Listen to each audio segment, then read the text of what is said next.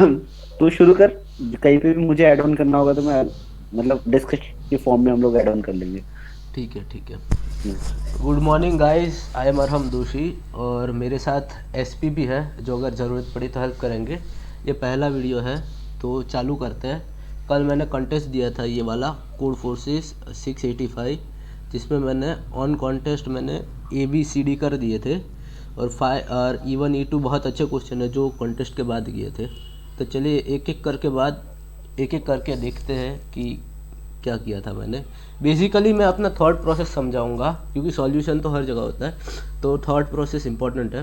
तो इससे आपको भी पता चलेगा कि मैं क्या सोच रहा हूँ। तो let's see the first question.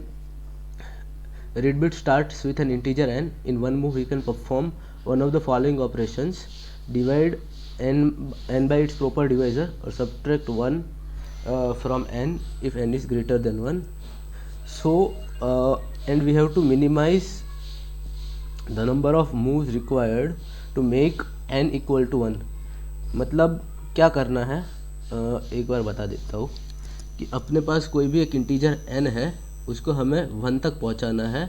और हम दो चीज़ कर सकते हैं, या तो n को हम n-1 कर सकते हैं, या तो कोई भी, मतलब अगर x है जो x n का डिवाइज़र है, मतलब n मॉड्यूलो के इक्वल टू ज़ीरो हो रहा है, मतलब कोई डिवाइज़र है, तो उससे डिवाइड कर सकते हैं, n बाई के कर सकते हैं।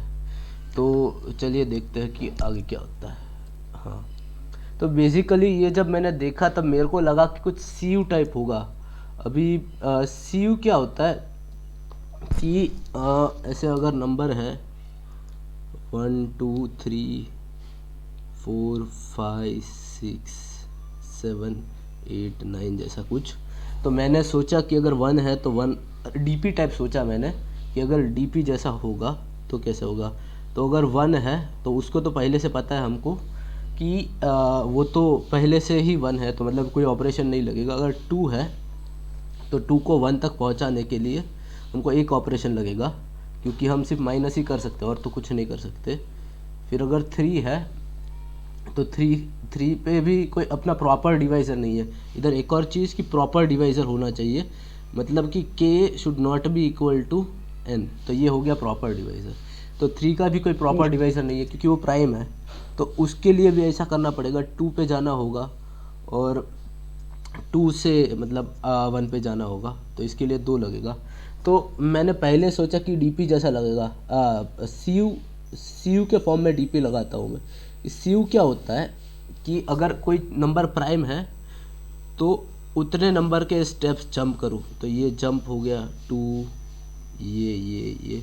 पर ये फिर मेरे को पता चला कि इसका जो कंस्ट्रेंट है, इसका कंस्ट्रेंट है 10⁹ तो हम डीपी 10⁹ तक तो नहीं चला सकते, तो कोई इजी वे होगा। तो फिर मैंने क्या किया कि 1 से लेके 14 तक का 14 तक का मैंने देखा कि क्या आंसर आ रहा है ऐसे। तो उसमें मेरे को ट्रिक पता चल गई थी क्या थी, तो ऐसे निकाल। अभी देखो 4 है, तो 4 भी कैसे होगा, या तो 3 पे जा सकता है या तो 2 पे जा सकता है। तो दोनों, अगर 2 पे जा सकता है डायरेक्ट 1 मूव में, तो हम 2 पे जाना प्रिफर करेंगे, क्योंकि 2 ज़्यादा जल्दी 1 तक पहुंचा देगा। ठीक है, तो इसका आ गया 2, एक मुंह में 2 तक चला गया और दूसरे मुंह में 1 तक। 5 में भी अभी दो चीज़ कर, 5 में भी कंपलसरीली हमको एक पीछे तो जाना ही पड़ेगा। और फिर उसका आंसर जो होगा उसमें +1 कर देंगे। ये तो डायरेक्ट मतलब कि 5 का 3 मिल गया, कि एक पीछे चले गए और उधर से 2 पे चले गए, उधर से 1 पे चले गए। 6 में दो चीज़ कर सकते हैं, या तो हम एक पीछे जा सकते हैं, या तो ये इवन नंबर है। इवन नंबर मतलब क्या कि 2 इंटू कोई x ऐसे फॉर्म का नंबर, सॉरी 2 इंटू एक्स ऐसे फॉर्म का नंबर, मतलब कोई x ऐसा नंबर होगा जिससे डिवाइड करने पर हमको आंसर 2 मिले। मतलब क्या कि इवन नंबर को तो हम डायरेक्टली 2 तक पहुंच सकते हैं, और 2 है वो ऑलमोस्ट सबसे बेस्ट है, क्योंकि 1 तक तो डायरेक्टली पहुंच नहीं सकते, क्योंकि 1 तक डिवाइड करने के लिए तो हमको उसका प्रॉपर डिवाइज़र, मतलब उसको खुद से डिवाइड करना पड़ेगा, वो अलाउड नहीं है। तो 2 पर अगर पहुंच गए तो बेस्ट है। तो इवन नंबर के लिए तो डायरेक्ट फिर मेरे को इधर 6 को देख के मिल गया कि सारे इवन नंबर का 2 होगा, ऐसा। सॉरी 10 भूल गया था मैं। हाँ, तो अब फिर इधर से मेरे को ये भी पता चल गया कि अभी बत्ते सिर्फ ऑड नंबर्स है, और ऑड नंबर्स को हम दो चीज़ कर सकते हैं, या तो किसी नंबर से डिवाइड करें और कुछ ऐसा पहुंचाए पीछे, और या तो फिर उसको एक माइनस करके सीधा 2+1 लिख दे। अभी 2+1 मेरे को लिख के वैसे दिख के तो बहुत अच्छा लगा, क्योंकि एटमिक्स 2+1 में आंसर 3 ही आ रहा था। पर ऐसा कोई हो सकता है क्या कि आंसर 2 आए? पॉसिबल 2 है क्या? पर मैंने देखा कि अगर मिनिमम भी क्योंकि 1 को नहीं पहुंच सकते, और मिनिमम में मिनिमम ही अगर जाए तो 3 तक पहुंच सकते हैं, जो कि जो कि 3 के इक्वल ही होगा। तो अगर डिवाइड करें तो भी 3 हो रहा है, और अगर -1 करके उधर जाए तो भी 3 हो रहा है। तो मतलब इससे 3-4 केसेस बन गए कि 1 है तो आंसर डायरेक्ट 0 मिल गया, 2 में डायरेक्ट आंसर 1 मिल गया, 3 में डायरेक्ट आंसर 2 मिल गया। अगर 3 से बड़ा कोई भी नंबर है, वो अगर इवन है तो डायरेक्ट 2 आंसर हो गया उसका, और अगर ऑड है तो आंसर 3 मिल गया। तो ऐसा डिड्यूस करते करते इसका सॉल्यूशन मिल गया मेरे को। तो चलो इसको अभी क्या बोलते हैं, रब कर देते हैं। सॉल्यूशन देखना हो तो मेरी प्रोफाइल में देख लेना। अब सेकंड क्वेश्चन पे जाते हैं। 1 मिनट, इसको बंद कर देता हूँ। हाँ,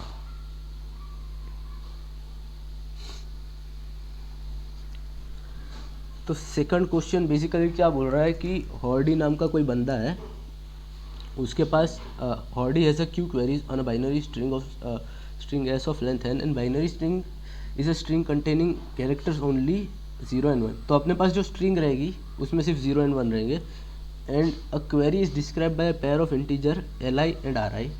for each query he has to determine whether there exists a good subsequence in a string s that is equal to substring s li to ri। ये थोड़ा कॉम्प्लेक्स हो रहा है, मैं समझाता हूँ अभी।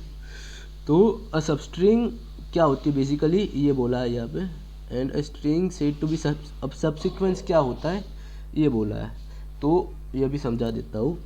अभी सबसिक्वेंस को गुड कब कहेंगे, तो a subsequence is said to be good if it is non-continuous and has a length greater than 2। Okay, मतलब कोई भी नॉन कंटिन्यूअस चीज़ है उसको हम क्या बोलते हैं, सबसिक्वेंस, गुड सबसिक्वेंस कहेंगे। चलो एग्जांपल इधर से ही ले लेता हूँ मैं, 0 0 1 0 0 0। तो मान लो अगर ये स्ट्रिंग है 0 0 1 0 0 0, अगर कोई भी चीज़ अगर कंटिन्यूअस पार्ट में ले तो उसको सब स्ट्रिंग बोलेंगे, पहले तो ये समझ लो। इसमें क्या हो रहा है कि कोई भी नंबर बीच में से स्किप नहीं कर रहे, सब लोग साथ में आ रहे हैं, भले एक स्ट्रिंग का पार्ट है पर सब लोग साथ में, तो इसको सब स्ट्रिंग बोलेंगे। अब किसी चीज़ को बीच बीच में से ले ले ऐसे करके, पर उसका ऑर्डर चेंज ना करे, उसको सबसिक्वेंस बोलेंगे। इसमें बीच बीच में से ले सकते हैं पर ऑर्डर चेंज नहीं कर सकते। तो ये हो गया s(1), ये हो गया s(3), s(5), s(6)। तो ऐसे ऑर्डर चेंज किया बिना जो लेते हैं उसको सबसिक्वेंस बोलेंगे। अभी क्वेश्चन में ये बोला है, 1 मिनट, 1 मिनट,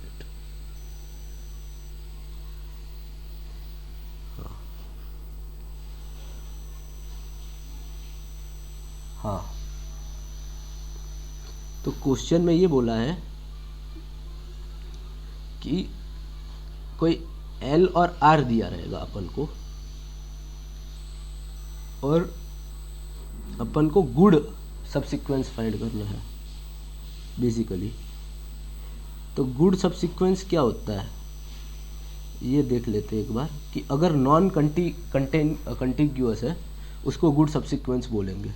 नॉन कंटिग्यूअस क्या मतलब कि SI si+1 si+2 ऐसे करके पूरे साथ में सब एक के बाद एक कंटिन्यूअस एलिमेंट है वो नहीं होने चाहिए। एटलीस्ट एक होना चाहिए जो ये कंटिग्यूअस ना हो, मतलब ये साथ में नहीं होने चाहिए सारे जितने भी है। एटलीस्ट एक चीज़ होनी चाहिए जो अलग हो, मतलब कि अगर ऐसा बेसिकली है। हाँ बेसिकली किन्हीं भी दो इंडिसेस के बीच का डिफरेंस एक से ज्यादा होना चाहिए। हाँ, मतलब हाँ बराबर परफेक्ट। तो एटलीस्ट एक SI होना चाहिए, si+1 -1 should be greater than 1। At least एक ऐसा पेयर होना चाहिए जिन दोनों की इंडाइसिस का डिफरेंस एक से ज़्यादा हो। तो ये हो गया गुड। तो ऐसा अगर सीक्वेंस सब सीक्वेंस मिलता है जो Li से Ri वाली सब स्ट्रिंग के इक्वल है तो अपन बोल सकते हैं वो गुड है।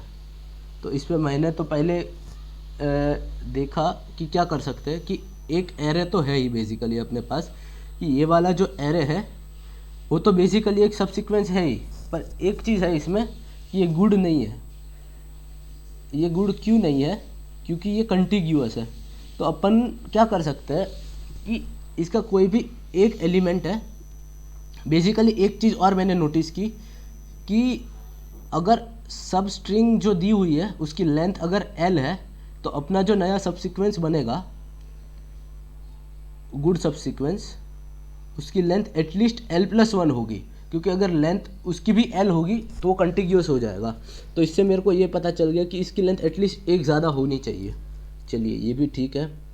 फिर मैंने ये देखा कि इसका अगर लास्ट वाला कैरेक्टर है उसको ना ले और उसके आगे का ये कैरेक्टर मिल जाए, मानो कि इधर मिल गया, तो हम क्या कर सकते हैं, इसको जस्ट इग्नोर मार सकते हैं और ये पूरा एक और उसके बाद डायरेक्ट ये ऐसा ले सकते हैं।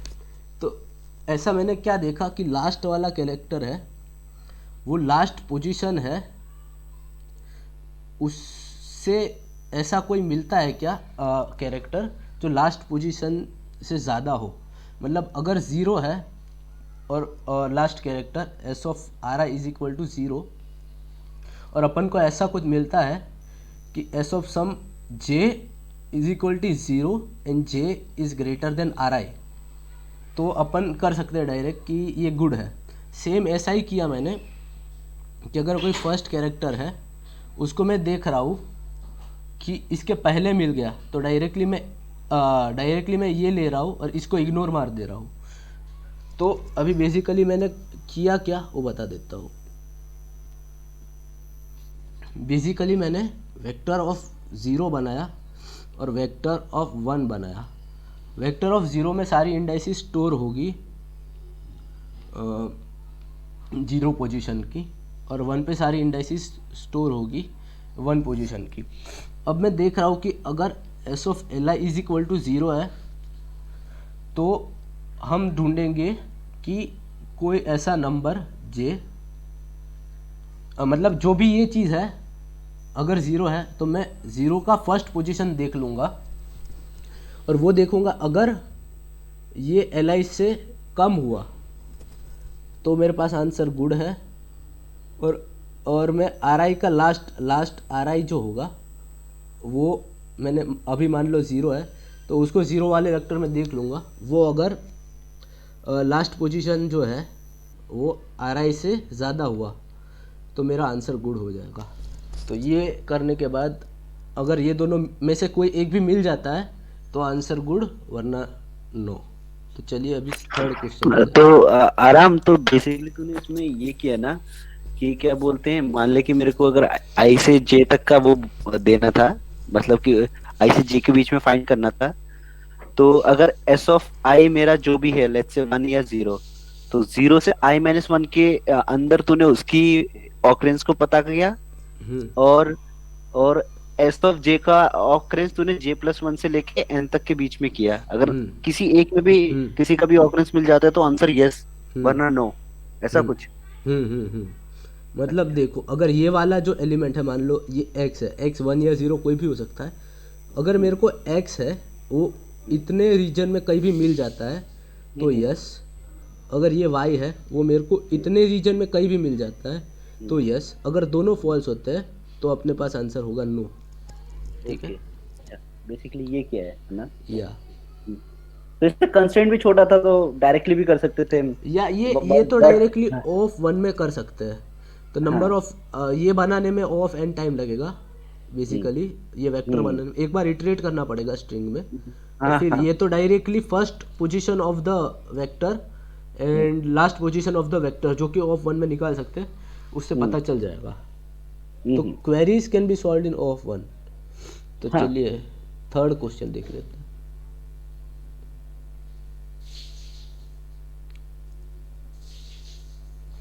एक मिनट, क्लियर कर देता हूँ पहले तो।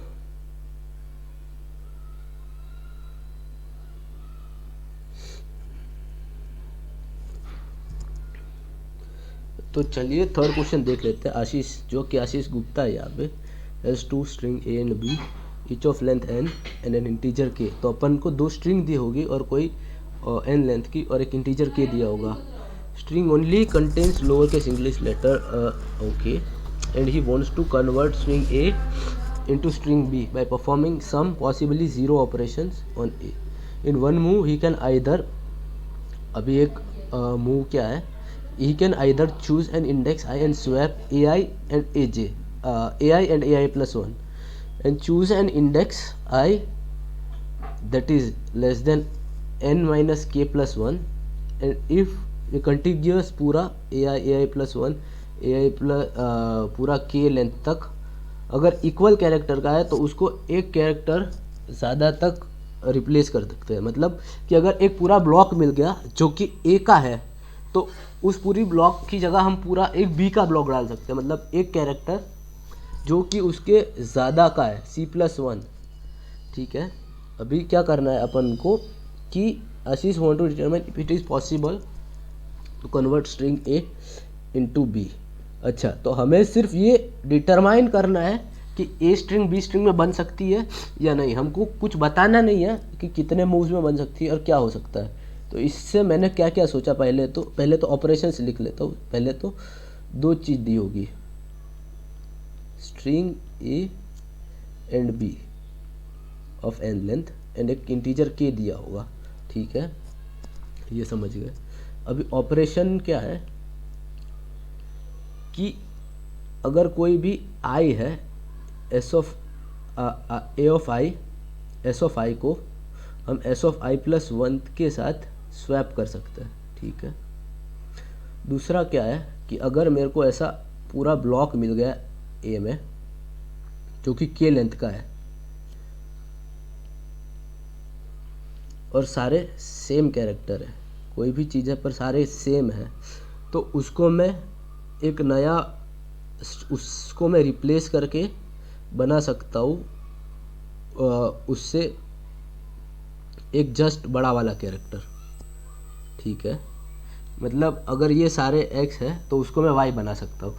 चलो, अब मेरे दिमाग में क्या चल रहा था कि क्या मैं z के बाद में वापस आ सकता हूँ कि नहीं। मतलब अगर ये z हो गया तो अगर मेरे को k z मिल गए तो क्या मैं इससे 1 बना सकता हूँ कि नहीं। पर मैंने क्वेश्चन देखा तो ये पॉसिबल नहीं था। मतलब क्या कि अगर हम एक बार कोई एक कैरेक्टर से आगे चले गए तो हम उससे वापस नहीं आ सकते। अच्छा, ये तो एक चीज़ हो गई। अब दूसरी चीज़ क्या पता चलती है अपन को, वो देखते हैं ज़रा, एक मिनट। हाँ, दूसरी चीज़ ये है कि एस ऑफ आई और एस ऑफ आई प्लस 1 को स्वैप कर सकते हैं और हम इसको इनफाइनाइट टाइम कर सकते हैं। मतलब कि कोई भी दो कंसेक्यूटिव एलिमेंट को स्वैप कर सकते हैं। इससे मेरे को ये पता चल गया कि जो ऑर्डर है वो इम्पोर्टेंट नहीं है, पहली बात तो। क्योंकि हम कोई भी दो एलिमेंट को अगर स्वैप करेंगे, अगर हम अगर ये ए है और ये बी है, हमको ऐसा चाहिए बी एंड ए, तो हम कंटिन्यूसली इन दोनों को स्वैप करेंगे, इन दोनों को स्वैप करेंगे, इन दोनों को स्वैप करेंगे, तो हमको बी की जगह ए मिल जाएगा, ए की जगह बी मिल जाएगा। मतलब हम कुछ कांस्टेंट नंबर ऑफ ऑपरेशन में अगर कोई भी चीज़ है जिसमें मतलब नंबर ऑफ एलिमेंट सेम है, नंबर ऑफ कैरेक्टर्स सेम है अगर ए और बी में, तो ए और ए को बी में कन्वर्ट कर सकते हैं ये पहले वाले ऑपरेशन की मदद से। मतलब वो क्या हुआ कि ए है वो बी का एनाग्राम हुआ। एनाग्राम देख लेना एक बार। मतलब ये होता है कि number count of characters same है। ये बहुत बड़ा हिंट था मेरे लिए। तो मेरे को दो चीज़ पता चल गई कि मेरे को सिर्फ काउंट ऑफ नंबर्स इम्पोर्टेंट है, और हम अगर एक चीज़ को दूसरे में कन्वर्ट कर सकते हैं तो दूसरे से वापस नहीं जा सकते। मतलब हमको ग्रीडीली कन्वर्ट करते जाना पड़ेगा, 1 से 2, 2 से 3, 3 से 4, और फिर देखना है कि अगर सेटिस्फाई होता है तो ठीक, वरना नहीं। चलो एक एग्जांपल ले लेते हैं। अब मैंने क्या किया वो एक एग्जांपल से बताता हूँ। हाँ, तो ये वाला एग्जांपल अच्छा है, तो चलिए देखते हैं। बेसिकली मैं ये लास्ट वाला एग्जांपल लेता हूँ, A B B A D D D C C. ठीक है, तो अपने पास ये है। ठीक है,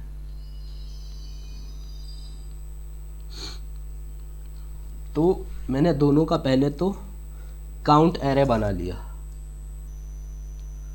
एक मिनट, काउंट अरे में क्या होगा वो देखते हैं कि ये बेसिकली पहली स्ट्रिंग का काउंट अरे दिखाता हूँ और ये दूसरी स्ट्रिंग का काउंट अरे दिखाता हूँ। तो इसमें ए कितने हैं, 4 है, बी कितने हैं, 2 है। इसमें क्या हो रहा है कि डी कितने हैं, 4 है, सी कितने हैं, 2 है। ओके, अब मैं क्या किया कि मैं देख रहा हूँ, इन दोनों को कंपेयर कर रहा हूँ कि इसका ए इसमें कितना ए है। बेसिकली मैं देख रहा हूँ कि अगर ये ए इसमें कितना है। अभी बेसिकली इसमें ए 0 है, बी 0 है। ठीक है, तो मैं देख रहा हूँ कि इसमें एक और चीज़ है कि अगर हमारे पास इसका ए ज़्यादा है और इसका ए कम है, बेसिकली स्ट्रिंग 2 में हमारा अभी जो करंट पोजीशन पे है, अभी जो करंट कैरेक्टर है वो स्ट्रिंग 1 के करंट कैरेक्टर से ज़्यादा है। मान लो कोई कैरेक्टर सी है, तो count of C in S2, एक मिनट ज़्यादा साइड में हो रहा है।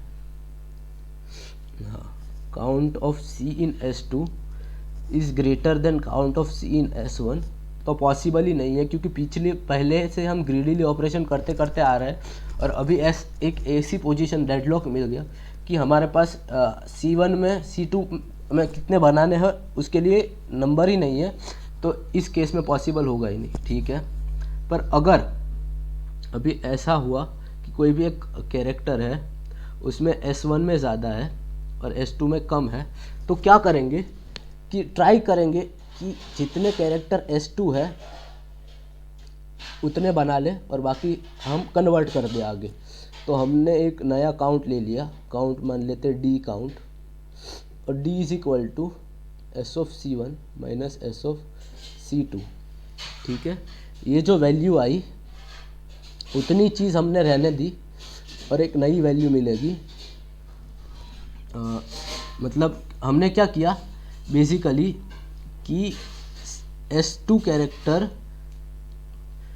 पहले में रहने दिए और बाकी इतना जो बचा उसको कैलकुलेट कर दिया। पर अभी ये एक और चीज़ है कि हम सिर्फ k के मल्टीपल्स में ही चेंज कर सकते हैं। तो ये एक बार देख लेना कि अगर ये k से डिविजिबल है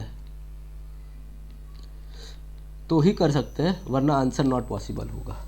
ठीक है, तो वापस से समझा देता हूँ एक बार कि हमने पहले डिफरेंस ऑफ कैरेक्टर लिया, सॉरी S1 माइनस S2 का, और हमने क्या किया कि S1 में जितने कैरेक्टर थे उसमें से S2 कैरेक्टर्स, S1 में जितने कैरेक्टर थे उसमें से C ऑफ S2 कैरेक्टर्स हमने रहने दिए और बाकी के जो इतने कैरेक्टर हैं उसको कन्वर्ट कर दिया, और ये जो है वो मल्टीपल ऑफ के होना चाहिए। ठीक है, तो अभी और मैं लास्ट तक ग्रीडीली देखता गया कि ये पॉसिबल हो रहा है कि नहीं हो रहा है। तो चलो इसमें एक बार देख लेते हैं। तो बेसिकली इस क्वेश्चन में क्या होगा कि ये ए लिया आपने और देखा कि ए इसमें ज़ीरो है, ठीक है, और ये इसका के है वो 2 है। तो थोड़ा ऐसे गंदा ना हो इसलिए वापस से एक बार क्लियर कर देते हैं। हाँ, तो चलो ऐसे एग्जांपल में समझा देता हूँ।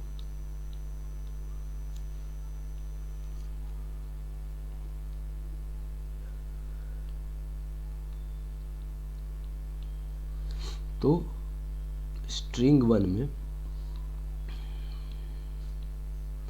ए होगा 4, बी होगा 2, ये दोनों 0 0, और स्ट्रिंग 2 में A is equal to 0, B is equal to 0, C is equal to 2 and D is equal to 4। तो हम देख रहे हैं कि अभी कितना बचा रहना देना है, 0 बचे हुए रहने देना है। तो एक्स्ट्रा जो था 4 वो देखेंगे कि 2 का मल्टीपल है कि नहीं। हाँ है, ठीक है, तो हम इसको नेक्स्ट कैरेक्टर में डाल देंगे। तो अभी नेक्स्ट कैरेक्टर हो गया 6 और ए हो गया 0। अभी इसमें भी देखेंगे कि बी है 0 और अपन को चाहिए 0, तो इसमें पूरा का पूरा हम नेक्स्ट कैरेक्टर में डाल देते हैं। तो इधर भी हो गया 6। अभी इसमें कितना बचे रहना देना चाहिए, 4। तो अभी एक्स्ट्रा कितना है, एक्स्ट्रा वो है 4, तो हम उसको नेक्स्ट कैरेक्टर में डाल देते हैं। तो ये भी बन गया 4, और बेसिकली ऐसे करके देख लिया। और अगर एक भी जगह पे वो जितनी भी कंडीशन बोली, क्या क्या कंडीशन बोली कि C of S I is less than C of S2, तो हम नहीं कर सकते। और जो डिफरेंस है, अगर मतलब C of S I is greater than और इक्वल टू S2, तो जो डिफरेंस है वो अगर not equal to multiple of K तो नहीं कर सकते। और बाकी हम ऐसे करते गए, और अगर लास्ट तक हो गया सब कुछ तो हम बोल देंगे कि आंसर एग्जिस्ट करता है। चलिए अभी नेक्स्ट क्वेश्चन बताते हैं। आराम एक बार इसका कोड फ्लो के साथ दिखा देगा हाँ तो ठीक आसान है, हो जाएगा, क्योंकि काफी बड़ा था ये। हाँ तो एक बार कोड दिखा देता हूँ।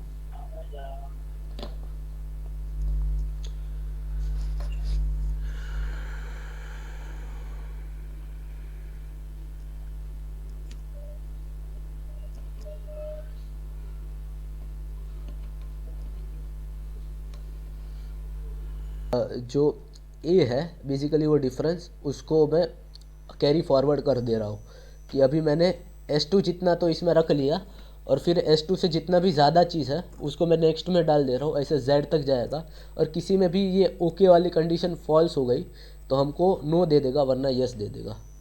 ठीक है, अब नेक्स्ट प्रॉब्लम पे चलते हैं। कोई अगर कुछ चीज़ ना समझ आई हो तो एक बार कमेंट में बोल देना। ये मेरे लिए मतलब बहुत अच्छा क्वेश्चन था। So let's start with a question D.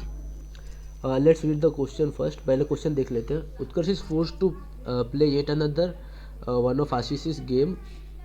The game progress is turn by turn. तो ये 2 प्लेयर का गेम है, उत्कर्ष और आशीष का, और दोनों टर्न बाय टर्न खेलेंगे। आशीष मूव्स फर्स्ट, ठीक है। Consider a 2D plane, there is a token which is initially at 0,0. In one move, a player must increase either x coordinate और y coordinate. ओके, तो 0,0 पे एक टोकन रहेगा, और player एक मूव में उसका x कोऑर्डिनेट या y कोऑर्डिनेट इंक्रीज कर सकता है, वो भी एग्जैक्टली k डिस्टेंस से। ठीक है, the player must ensure the token stage with in Euclidean distance d। तो ठीक है, x² + y² should be less than d²। मतलब जो डिस्टेंस होगा वो टोकन का X square plus Y square वो डी स्क्वायर से कम होना चाहिए, ठीक है। The game ends when a player is unable to make a move in one move, it can be shown that games end in a finite number of move. अच्छा, तो player जब चल नहीं सकता तो वो गेम बंद हो जाएगा, ठीक है। तो ये थोड़े टेस्ट केसेस है, मैं आपको दिखाता हूँ। तो चलो, पहले तो ये बोल रहा है कि it must the token must stay with in a Euclidean distance D. ये क्या होता है कि इसका मतलब क्या है कि ऐसा सर्कल बनेगा जिसका डिस्टेंस डी होगा और ये टोकन पर्टिकुलरली इस सर्कल के अंदर ही रहेगा, ठीक है। ये पता चल गया। अभी ये है कि गेम टर्न बाय टर्न चलेगा और आशीष पहला चलेगा, आशीष पहला चलेगा, ठीक है। इससे क्या पता चला कि पहला मूव होगा वो आशीष का होगा,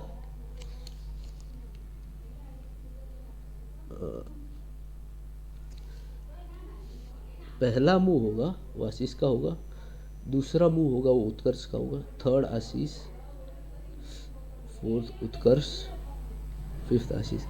इससे ये एक और चीज़ पता चली कि अगर जब गेम ख़त्म होती है तब जितने मूव्स है वो अगर ऑड हुए तो आशीष जीतेगा, अगर इवन हुए तो उत्कर्ष जीतेगा, ठीक है।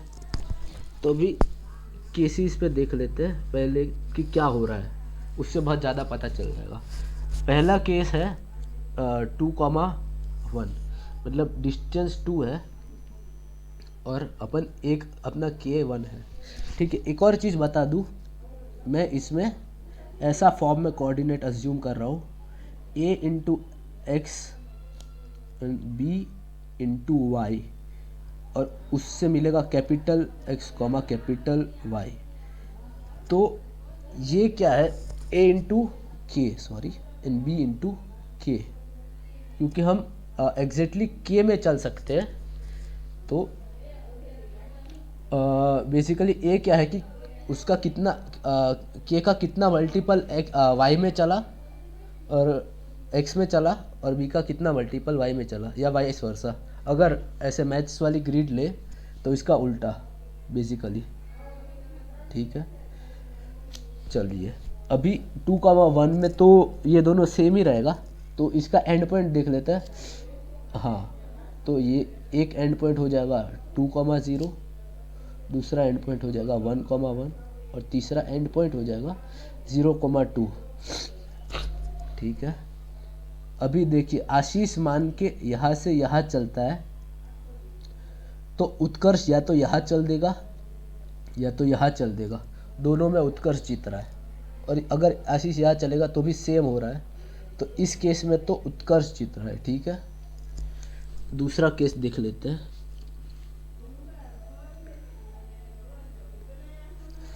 मान लेते आशीष यहाँ चला तो उत्कर्ष अभी यहाँ से दो चीज़ चल सकता है, या तो यहाँ चल सकता है या तो यहाँ चल सकता है, पर ये दोनों एंड पॉइंट नहीं है। तो आशीष अगर यहाँ चल सकता है तो नेक्स्ट मूव में यहाँ आ जाएगा, और अगर यहाँ चलता है तो आशीष वापस नेक्स्ट मूव में यहाँ आ जाएगा, तो वापस इधर आशीष जीत जाएगा, ठीक है। तो इस केस में आशीष जीत रहा है, ठीक है। पर अभी इम्पोर्टेंट केस मैं बताता हूँ, वो ये केस है। मेरे को इस केस को देख के पता चला था कि कैसे होता है। ये केस देख लो 6,1, मतलब ये केस है 25,4 का। तो ये ए के पोजीशन से, और अपना अगर ऐसे एब्सोल्यूट कोऑर्डिनेट निकालने की बात करें तो ये 24,4 है, ये 20,12 है, ये 16,16 है। तो ये सब चीज़ें वैसी है जो जिसका एब्सोल्यूट डिस्टेंस सर्कल के अंदर रहता है। अगर इन सब चीज़ों से एक में भी 4 ऐड कर देंगे तो सर्कल के बाहर हो जाएगा, मतलब ये चीज़ें एंड पॉइंट है और इससे आगे नहीं जाया जा सकता, ठीक है। अभी और एक और चीज़ हमको पता है कि अगर ऑड हुआ तो आशीष जीता, अगर इवन हुआ तो उत्कर्ष जीता, ठीक है। तो ये जो है उसका सम होता है 7। अपना ए प्लस बी का जो पैरिटी होगा वो इसकी बात कर रहे हैं हम लोग कि ए प्लस बी की पैरिटी अगर ऑड हुई तो आशीष जीतेगा और ए प्लस बी की पैरिटी अगर इवन हुई तो उत्कर्ष जीतेगा। ठीक है, तो ये जो पॉइंट है 6,1 उसका हुआ 7, मतलब ऑड है तो इसमें आशीष जीत रहा है। 5,3 ये इवन है तो इसमें उत्कर्ष जीत रहा है, इसमें भी उत्कर्ष जीत रहा है। और ये दोनों तो इन दोनों के ही रेप्लिकेशंस है, तो ऐसे लिख सकता हूँ। पर इसमें एक और चीज़ मैंने नोटिस की, वो क्या चीज़ है वो मैं बता देता हूँ एक बार। कि इसमें मैंने नोटिस ये किया कि 6,1 जो है, तो 6 और 1 में डिफरेंस बहुत ज़्यादा है। तो इसमें क्या करेगा कि अगर 7 मूव्स है उसमें से 4 मूव आशीष के होंगे और 3 मूव उत्कर्ष के होंगे। तो अगर उत्कर्ष चाहे तो 3 मूव ऐसे उल्टा सकता है जिससे आशीष को ये मिल रहा है उससे ना मिले। मतलब मैं ये देख रहा हूँ कि जो ए और बी में से जो मिनिमम है वो अगर ए प्लस बी बाई 2 जो है उससे कम है, तो दूसरा सामने वाला प्लेयर जो है वो हमेशा ये जो हारने वाला प्लेयर है वो हमेशा इस केस को इग्नोर मार सकता है। मतलब कि ये होने ही नहीं देगा कि ये केस आए। इसमें भी सेम ये है कि 5,3 जो है इसमें एटमैक्स इसमें क्या है 4 मूव्स है, तो इसका दोनों का मिनिमम है 3। तो अगर इसमें उत्कर्ष जीत रहा है तो आशीष के पास भी 4 मूव है, तो वो भी बोल रखता है कि मैं ये केस आने ही नहीं दूंगा तेरे पास, ये केस भी नहीं आएगा, ये केस भी नहीं आएगा। तो ये सारे केस इस लॉजिक के हिसाब से कैंसिल हो जाते हैं और बचता है सिर्फ एक मूव जो कि हो गया ये। तो ये जो है उस मूव को मैं क्या लिखूँगा, उस मूव को मैं ऐसे लिखूँगा। मैं क्या कर रहा हूँ कि maximum of all I where सारे जो है minimum of A I comma B I जो है वो लिया, उसमें से मिनिमम में से जो मैक्सिमम हुआ वो वाला केस देख लूँगा एक, और उस केस में अगर ऑड है तो मैं बोल दूँगा आशीष जीतेगा और इवन है तो उत्कर्ष जीतेगा। इसको गेम थियरी बोलते हैं कि अगर एक बंदे के लिए अगर कोई ऑप्टिमल स्टेट है तो दूसरा बंदा ट्राई करेगा उस ऑप्टिमल स्टेट को ख़त्म करना। ठीक है, तो फिर बचे हुए एक ही फोर्स्ड मूव हो जाता है, ये वाला फोर्स्ड हो जाता है कि यही पहुंचेंगे लास्ट में और क्या बोलते हैं यही पहुंचेंगे लास्ट में, और अगर वो इवन हुआ तो आशीष जीतेगा, वरना ऑड हुआ तो उत्कर्ष जीतेगा। तो ये हो गया मेरा आंसर। थोड़ा इसका एडिटोरियल में आंसर अलग था, वो भी बता देता हूँ मैं। एडिटोरियल बोल रहा था कि कोई ऐसा मूव तो हो ही जाएगा जिसमें ए कोमा, अगर ये पॉसिबल कोऑर्डिनेट है वो एंड पॉइंट है सम फॉर सम ए कोमा के, if this is and point. मतलब क्या कि अगर सर्कल हो रहा है तो उसमें जस्ट ये सबसे डायगोनली ऑपोजिट वाला पॉइंट वो अगर एंड पॉइंट है तो सीधा सीधा मतलब ये है कि ये इवन हो गया तो उत्कर्ष को जिता दो। अगर ऐसा है कुछ कि A+1 या ए मतलब अगर ये नहीं होगा तो ऐसा ही होगा तो उसमें आशीष को जिता। तो ये था थोड़ा, ये मैंने देखा था, मेरे को एग्जैक्टली नहीं पता कैसे काम कर रहा है पर फिर भी बताने के लिए बता देता हूँ सबसे। हाँ, सो अब सबसे बेस्ट क्वेश्चन मेरे को जो लगा E1 और E2 उस पर आते हैं। क्वेश्चन पहले पढ़ लेते हैं।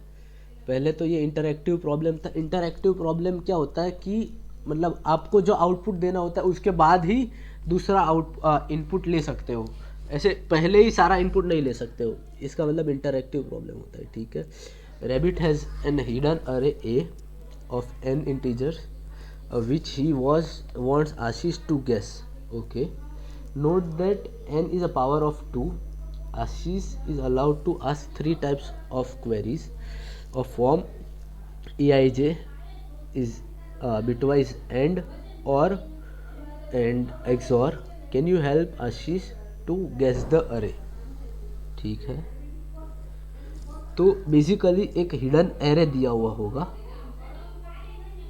और उसमें एक और चीज़ बता देता हूँ आपको कि कैन यू किधर गया, receive X value depend on query indices R value, सो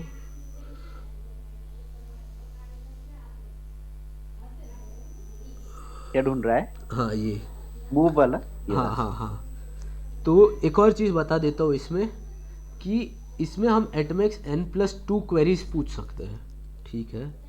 तो ईच अगर ये है 1 2 3 4 5 ऐसा एरे है कोई, तो हम पूछ सकते हैं एंड ऑफ 1,2 और of 1,2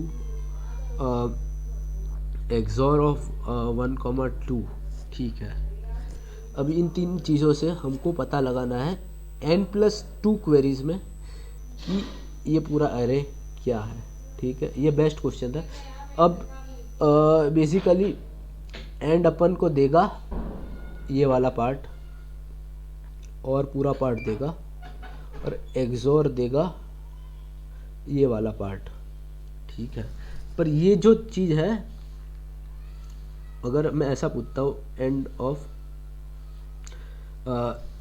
A I comma B I या फिर and of A comma B, तो हमको इससे ये पर्टिकुलर चीज़, रुक जा, थोड़ा कट कर देंगे। हाँ, क्या बोलना चाह रहा था यहाँ पे? नहीं छोड़। तो मैं ये सोच रहा था कि अगर एक पर्टिकुलर एलिमेंट, इसको मैं ए बी सी डी ऐसे दे दूँ, तो अगर एक पर्टिकुलर एलिमेंट को मैं आइडेंटिफाई कर दूँ, ओहो क्या हो गया, हाँ, एक पर्टिकुलर चीज़ को मैं आइडेंटिफाई कर दूँ तो बाकी चीज़ को मैं उससे निकाल सकता हूँ। अभी वो कैसे, रुक जाओ, XOR ऑपरेशन से निकाल सकते हैं ना हम। हाँ, तो अगर मान लो मेरे को मिल गया ए, तो मैं ए एक्सॉर बी ऐसे पूछ लूँगा, और जो क्वेरी आएगी उसको मैं वापस एक्सॉर ऑफ ए कर दूंगा, तो वो मिल जाएगा बी। मतलब अगर एक पूरा एरे है A B C D E करके, उसमें से मैंने एक निकाल लिया ए, ये आइडेंटिफाइड है, तो बाकी सबका एक्सॉर ऑफ, फिर मैं क्या करूँगा, XOR of A comma B, XOR of B A comma C, XOR of A comma D, XOR of A comma E, ऐसे करके जो भी चीज़ मिलेगा वो ले लूँगा। और एक्सॉर की एक प्रॉपर्टी होती है कि xor of A comma B का वापस अगर मैं एक्सॉर ऑफ ए करूँगा तो इसका आंसर मेरे को बी देगा, ठीक है। तो ये जो वैल्यू आई मेरे को, वैल्यू 1 मैं मानता हूँ, उसको मैं वापस एक्सॉर ऑफ ए करूँगा तो मेरे को बी दे देगा, ठीक है। तो अभी अपना गोल तो यही है कि बेसिकली एक चीज़ हम किसी का तरह आइडेंटिफाई कर पाए, ठीक है। पर एक और चीज़ है कि ये तीनों चीज़ जो है वो सिमेट्रिक होती है। मतलब हम को इससे ए और बी की अगर क्वेरी पूछ रहे हैं तो हमको ए और बी के लिए अलग अलग इन्फॉर्मेशन नहीं मिलेगी, मतलब स्पेसिफिकली ये दोनों की मिलेगी, इसका ऑर्डर मैटर नहीं करता है, ठीक है। अभी मैंने तो थोड़ा सोचा था पर थोड़ा हुआ नहीं, पर कॉन्टेस्ट के बाद मैंने ये सोचा कि ए प्लस बी अगर मेरे को मिल जाए, बी प्लस सी अगर मेरे को मिल जाए, और सी प्लस ए अगर मेरे को मिल जाए, मान लो एक्स, मान लो वाई, मान लो जेड, तो हम इससे क्या बना सकते हैं, ये दोनों नंबर ऑफ लीनियर इक्वेशन है, चीज़ें हैं कि 3 वेरिएबल है और 3 इक्वेशन है, तो ये सॉल्यूशन पॉसिबल है। थोड़ा लीनियर इक्वेशंस के टॉपिक में आता है ये, तो इसमें मैंने क्या किया कि ये दोनों चीज़ ले ली, इसको मैं 1 बोल देता हूँ, इसको 2 बोल देता हूँ, इसको 3 बोल देता हूँ। तो अगर मैं 2 माइनस 3 करूँगा ए बी बी सी, तो सी एलिमिनेट हो जाएगा इससे।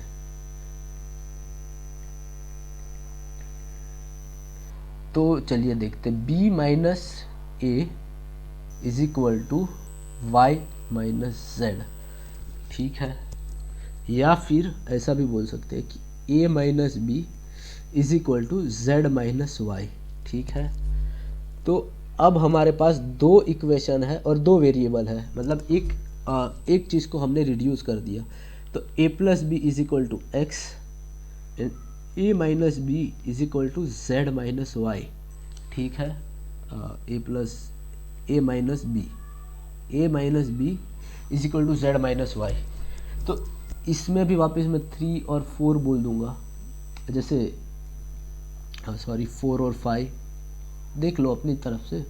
तो जैसे अपन 12th स्टैंडर्ड में इक्वेशन सॉल्व करते थे बेसिकली, वैसे ही इसमें कि 2 इंटू ए हो जाएगा X plus Z minus Y, और ए हो जाएगा X plus Z minus Y by 2। तो अब हमको फाइंड ये तीनों चीज़ करनी है, A plus B plus C plus A. तो हम ए प्लस बी कैसे फाइंड करें, वो हमारा क्वेश्चन हो गया। ए प्लस बी हम एक्सॉर एंड और ऑपरेशन से कैसे फाइंड करें। तो ए प्लस बी बेसिकली होता क्या है, अगर वेन डायग्राम बनाए तो ये पूरा जो है ये प्लस ये चीज़ दोबारा हो रही है, तो ये ठीक है। तो हम क्या कर सकते हैं, पहले हम एक्सॉर ले लें और फिर ये जो बीच वाला पार्ट है वो बेसिकली एंड है, तो वो एंड ले ले। अभी वो एंड 2 बार आ रहा है तो हम उसको 2 बार ऐड कर दें, तो basically A into B plus 2 into A and B, ये हमारा क्या बोलते हैं, इससे हमें क्या मिल गया, ए प्लस बी मिल गया, ठीक है। तो अभी ये चीज़ हमको तीनों चीज़ के लिए करनी है। तो हमको बेसिकली क्या चाहिए, A XOR B XOR C XOR A and B and C and A, और फिर हम इसको 2 इंटू करके ऐड कर देंगे तो हमको सम भी मिल जाएगा, ठीक है। तो इसके लिए क्वेरीज कितनी लगेंगी, 6 क्वेरीज। अच्छा 6 पर नहीं, इधर एक फर्स्ट केस ये आता है कि हमारे पास ये दोनों चीज़ है और मैंने आपको बोला था हमको ये निकालना है, तो डायरेक्टली हम कर देंगे ए एक्सॉर बी एक्सॉर सी। तो बेसिकली जो बी है वो इवन नंबर ऑफ टाइम्स आ रहा है, तो ये दोनों कैंसिल आउट हो जाएगा और इन दोनों का एक्सॉर होगा, वो हमको इन दोनों का एक्सॉर करेंगे तो उससे ये वाला एक्सॉर मिल जाएगा, ठीक है। तो इससे हमने एक क्वेरी बचा ली, सेव्ड। तो हमको अभी ये करना है, ये करना है, ये करना है, ये करना है, ये करना है, ये इतनी क्वेरीज पूछेंगे, 5 क्वेरीज पूछेंगे और उससे हमको मिल जाएगा ए। अभी ए मिल गया और ए प्लस बी पता है हमको और ए प्लस सी भी पता है, तो इधर से बी और सी ये दोनों भी मिल गए। तो बेसिकली हमने किया क्या कि 5 क्वेरीज में 3 चीज़ें मिल गई हमको, और अपन क्या कर सकते हैं कि n+2 क्वेरीज पूछ सकते हैं। तो अपन ने कितनी एक्स्ट्रा क्वेरीज पूछी, इसके लिए 2 एक्स्ट्रा क्वेरीज पूछी, ठीक है।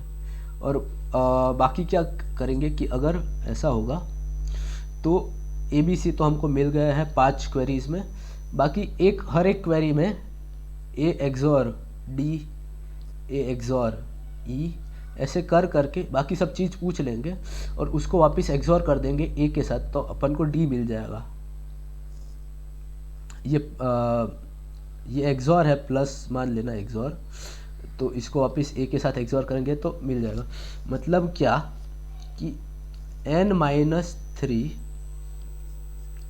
प्लस 5 इतनी क्वेरीज में हमको मिल गया। तो basically this is n+2 queries. तो n+2 क्वेरीज में हमको पूरा एरे मिल गया। ठीक है, ये तो समझ गए। पर अब इसका हार्ड वर्जन जो है वो सेम है, पर वो बोल रहा है कि हमको ये सेम चीज़ n+1 क्वेरीज में करनी है।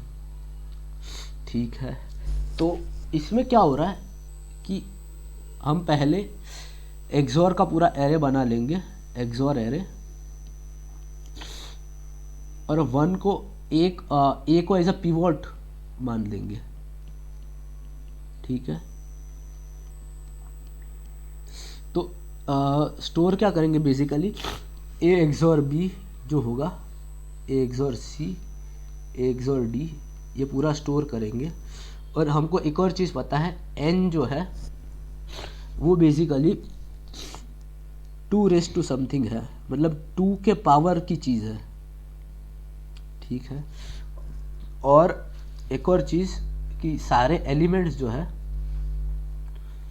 वो 0 से लेके n-1 के बीच में ही लाई कर सकते हैं। ठीक है, तो अभी हम ट्राई करेंगे कि हम 2 केसेस बनेंगे इसमें, या तो 2 एलिमेंट सेम है या फिर ऑल एलिमेंट्स यूनिक। एक मिनट,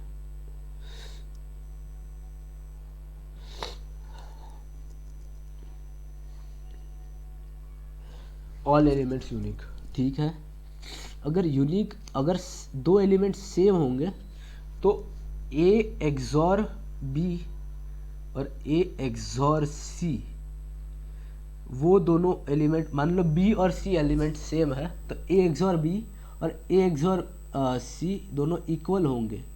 ठीक है, तो हम एक्सॉर वाले एरे को देख के ये पता लग जाएगा कि अगर 2 चीज़ें इक्वल है तो मतलब कि 2 एलिमेंट सेम है, तो वो एलिमेंट 2 सेम मिलेंगे बी और सी, उनमें एंड क्वेरी पूछेंगे, एंड। और क्योंकि ये दोनों इक्वल है, हमको इससे बी मिल जाएगा और सी भी मिल जाएगा।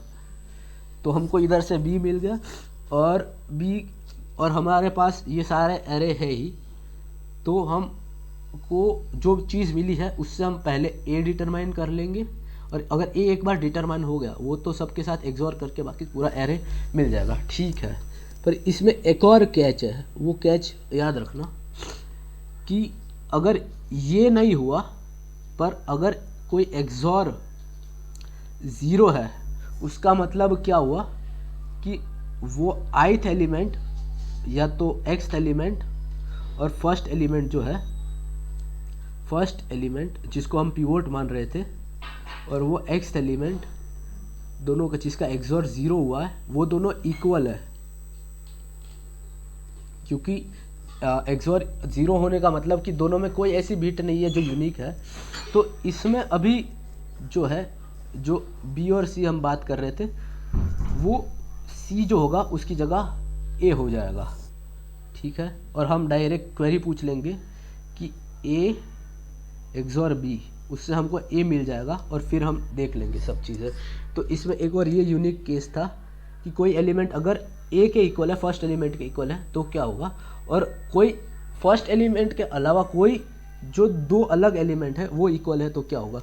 अभी यूनिक वाले केस में क्या हो रहा है कि 0 से, अपने पास 0 से लेके n-1 तक एलिमेंट्स हो सकते हैं, और सारे एलिमेंट्स हैं वो यूनिक है। इसका मतलब क्या है कि बेसिकली अगर मैं बोलूँ 4, तो 0 1 2 3 इन ये इतने एलिमेंट हो सकते हैं, और यूनिक है मतलब कि ये एलिमेंट का ही कोई परम्यूटेशन अपने आंसर में होगा। ठीक है, और इससे हमको क्या पता चलेगा कि अगर हम 0 को पिवोट ले रहे हैं तो इसका जो कॉम्प्लीमेंट है, ये अगर ये 2p तक ही है, तो अगर एक एलिमेंट तो ऐसा होगा ही जो क्या होगा कि अगर हम XOR करते हैं उसके साथ जो उसका कॉम्प्लीमेंट होगा, मान लो कि ये और ये दोनों कॉम्प्लीमेंट है, तो इन दोनों का XOR होता है 3, दैट इज़ इक्वल टू 2 माइनस 1, दैट इज़ इक्वल टू 4 माइनस 1, दैट इज़ 3। तो हमको इसका कॉम्प्लीमेंट ढूंढना है बेसिकली, और हमको ये पता चल जाएगा कॉम्प्लीमेंट से कि इसका और इसके कॉम्प्लीमेंट का कोई बिट सेम नहीं है, ठीक है। तो इसका मतलब ये कि ये और इसका कॉम्प्लीमेंट है, उसका एंड जो है, मान लो ये A है और ये X है, तो ये A एंड X उन दोनों में कोई बिट कॉमन नहीं है, इसलिए उसका वो एंड होगा वो 0 होगा। तो हमने सिर्फ सबके साथ XOR करके ही एक एंड ऑपरेशन भी कर लिया। तो हमने n-1 XOR ऑपरेशन किए और इसमें एक एंड ऑपरेशन भी हो गया, 1 एंड ऑपरेशन। अभी सिर्फ 2 और एंड ऑपरेशन कर देंगे और हमको पिछली बार जो चाहिए था वो सब मिल जाएगा। तो 3 एंड ऑपरेशन मिल जाएंगे और बेसिकली सबके XOR तो है ही, तो 3 XOR है। तो जैसे पिछली बार किया था A plus B, B plus C, C plus A, ऐसे करके आंसर मिल जाएगा। तो ये मैं था अरहम, और अगर आपको अच्छा लगा सॉल्यूशन, मज़ा आया तो लाइक कर दे और सब्सक्राइब कर दे ग्रीडी पाई को। Thank you.